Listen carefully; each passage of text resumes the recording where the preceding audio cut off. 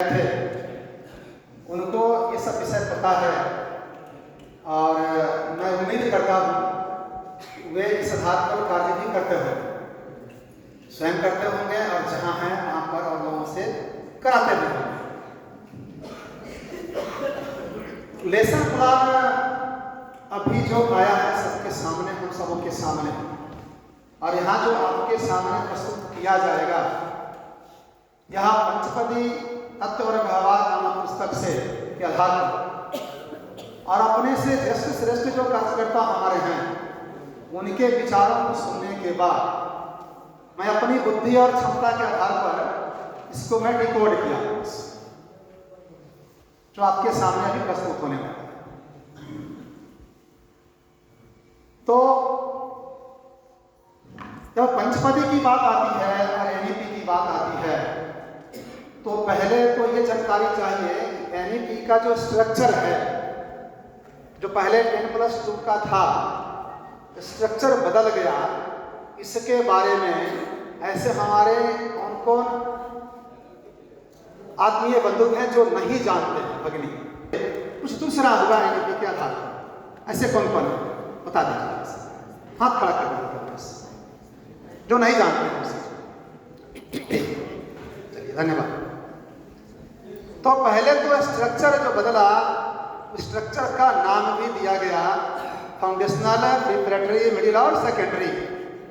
ये उसके 4 नाम हैं और 4 नामों के आधार पर कक्षाओं को डिफाइन किया गया है कि किस स्टेज में कौन कौन सी कक्षाएं हैं। उसका एक नाम भी दिया गया 5+3+4।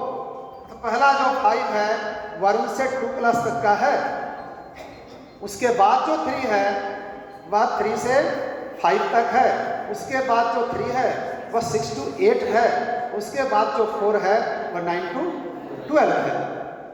यह स्टेज है, इस लेसन प्लान में आएगा। समय चूंकि बहुत अपने पास कम है, अभी के प्रेजेंटेशन के दृष्टिकोण से अपने पास समय बहुत कम है, इसलिए आपकी सहभागिता जितनी अधिक होगी बातें समझ में आएंगी और विषय आगे बढ़ पाएगा। एक तो आग्रह, इस स्लाइड पर जो आएगा उसको लिखने की आवश्यकता नहीं, बात समझने की आवश्यकता है। इस स्लाइड पर वही बातें आएंगी जो आपके वार्षिक कार्य निर्देशिका में पहले से ही दिया जा चुका है। एक बार शायद उसका पेज नंबर 54, 55, 56 है, आप उसको एक बार देख लें। इसलिए यहाँ जो बातें आएंगी उसको लिखने की कोई आवश्यकता नहीं है। ऐसे बातचीत में जो कुछ लगता है कि ये लिखना चाहिए उसको केवल लिखें, ये न लिखेंगे ना फोटो खींचेंगे।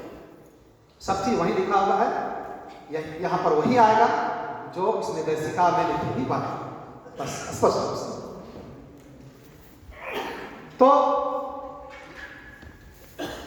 अब है कि हम लोग पहले से लेसन प्लान बनाते आए हैं, जो डीएलएड किए हैं, बीएड किए हैं, हम सब लेसन प्लान बना करके ही विद्यालयों में गए। उस लेसन प्लान में और इस लेसन प्लान में थोड़ी सी भिन्नता है जो बाद में आपको समझ में आ जाएगी। पंचपदी के आधार पर लेसन प्लान बनाने का जो अखिल भारतीय निर्देश आया है वह इसलिए आया है कि इसके पहले की जितनी पद्धतियां हैं, शिक्षण पद्धतियां, वो मॉन्टेसरी का हो, किंडरगार्टन का हो, या फिर रॉबर्ट का हो, हर्बर्ट का हो, या ब्लूम्स का हो, या फिर महर्षि ये अरविंद घोष का हो, महात्मा गांधी का हो, सबों ने दिया है। सब किसी न किसी क्लास तक जाकर के वो सीमित हो जाते हैं। इस स्टेज के बाद, इस आयु के बाद अब ये काम नहीं करेगा।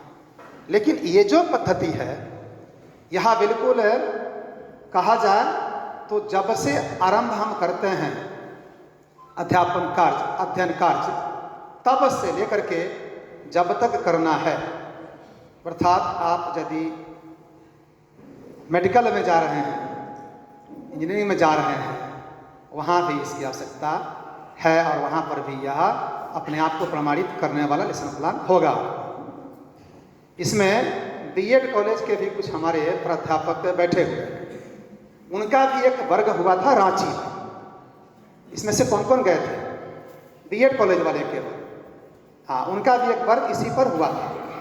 ठीक है ना सर? हाँ, इसलिए इस लेसन प्लान की आवश्यकता महसूस की गई अखिल भारतीय स्तर पर, और वहाँ से आग्रह किया गया कि अपने विद्या भारती के जितने विद्यालय हैं सब में यह लागू हो जाए और इसी आधार पर अपना अध्यापन कार्य हो। तो अब करना क्या है हमको, इस लेसन प्लान में करना क्या है? आगे बढ़ते हैं।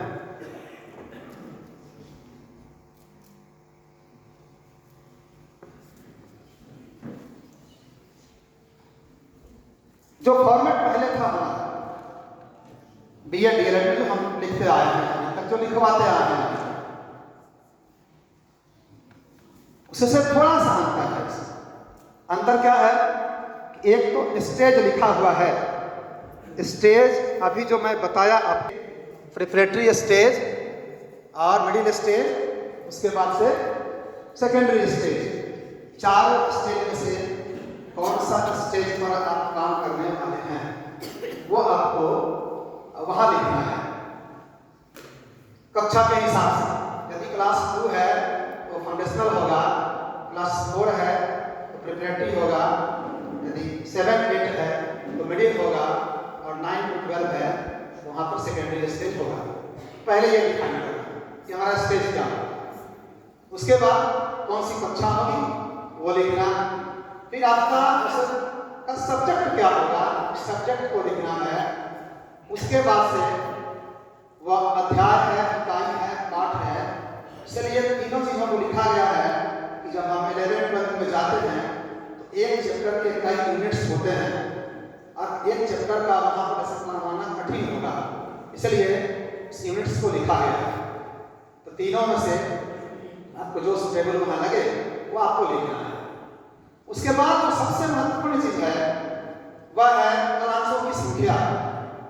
यहाँ पर कलांश ये नहीं लिखना है कि ये हमारा फर्स्ट पीरियड है, कि सेकंड पीरियड है, कि फोर्थ पीरियड है, कि 7th पीरियड है।